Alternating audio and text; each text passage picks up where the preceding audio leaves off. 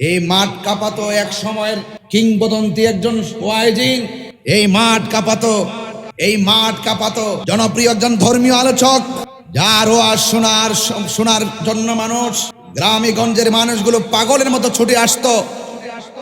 Van গাড়ি, রিক্সা, রাস্তা ঘাটে যার আলোচনা শোনার জন্য, যার ওয়াজ বাজতো টেপের মধ্যে, মাইকের মধ্যে, সেই মানুষটা আমাদের থেকে চলে গেছিল আজকে 5 বছর। আল্লামা হাফেজ তোফাজ্জল হোসেন বৈরবী সাহেব। এক কথা বলেন না কেন? আজকে এই চেয়ারের মধ্যে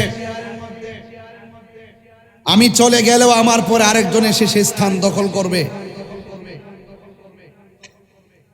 সেই মানুষটা এই দিনেই চলে গেছিল, 11ই জুন, 5টি বছর হয়ে।